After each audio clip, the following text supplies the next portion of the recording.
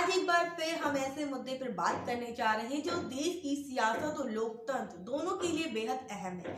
एक राष्ट्र एक चुनाव यानी वन नेशन वन इलेक्शन का मुद्दा एक बार फिर चर्चा के केंद्र में आ गया है। संसद के शीतकालीन सत्र में मोदी सरकार ने इस विधेयक को लागू कर बड़ा कदम उठाते हुए कैबिनेट बैठक में इसे मंजूरी दी है। अब उम्मीद जताई जा रही है कि यह बिल जल्द ही संसद में पेश किया जाएगा।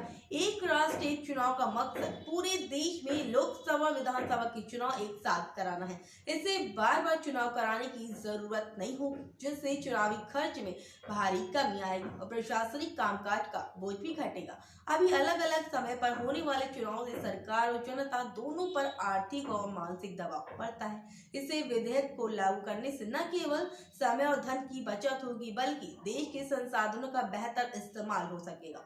हालांकि रास्ता उतना आसान नहीं है जितना दिखता है। इस विधेयक को कानून बनाने के लिए सरकार को कई बड़ी चुनौतियों का सामना करना पड़ेगा। सबसे बड़ी चुनौती है संसद के दोनों सदनों में 2/3 बहुमत जुटाना। इसके साथ ही कम से कम 15 राज्यों की विधानसभाओं से भी इसे मंजूरी दिलानी होगी। मंजूरी के बाद राष्ट्रपति के हस्ताक्षर के जरिए ही कानून लागू हो सकेगा।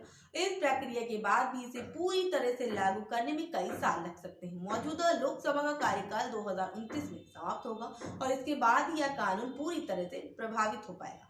चुनाव आयोग ने भी इसे लागू करने के लिए कई जरूरी बदलाव की बात कही। आयोग के मुताबिक एक साथ चुनाव करने के लिए बड़ी संख्या में ईवीएम और वीवीपैट मशीनों की जरूरत होगी। इनका निर्माण और परीक्षण लंबा समय ले सकता है।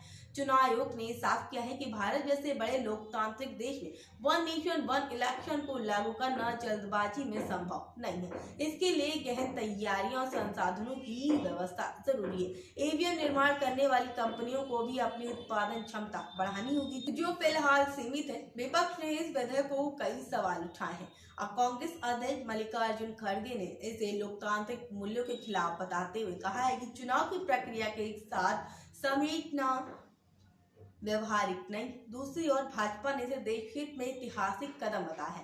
भाजपा का कहना है कि एक राष्ट्र एक चुनाव से न केवल लोकतंत्र मजबूत होगा, बल्कि देश की आर्थिक और सामाजिक प्रकृति को भी बल मिलेगा। संसद का शीतकालीन सत्र 20 दिसंबर को समाप्त हो रहा है। ऐसे में सरकार के पास इस विधेयक को पेश करने और इसे पारित करवाने के लिए बहुत कम समय बचा है। हालांकि यह तय है कि इस विधेयक को लेकर बहस अभी लंबी चलेगी। सरकार और विपक्ष के बीच इस मुद्दे पर विचारों का टकराव जारी रहेगा। अब देखना यह होगा कि क्या सरकार इस विधेयक को पारित कराने में कामयाब हो पाती है या इसे लेकर कोई नया विवाद खड़ा होता है।